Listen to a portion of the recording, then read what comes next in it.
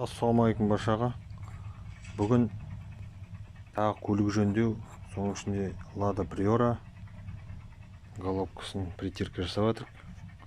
Сіздерде енді алдында видеодан көріп едім, сонда қазақша түсіндіріп кетейін деген. Оның ішінде осындай пружин нені клапан басына кигізіп, мынандай немен басын жағып, өзінің ұнтағын салып, мынандай дөңгелектің саусағын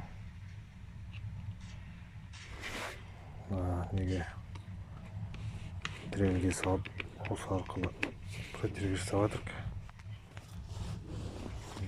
Бұрын басқаша жасайтын едік, әр жағынан резин шлангымен тартып, оған қарағанда мына ыңғайлы, жақсы екен. Пружин итеріп қайта шығарып тұрады. Резин ананы тұтып ұстап тұрады да, ыңғайлы екен жасауға. Мен сіздермен бөлісіп ашатып. Жақсы, баршаларың назарларыңызға рахмет, істеріңізге сәттілік.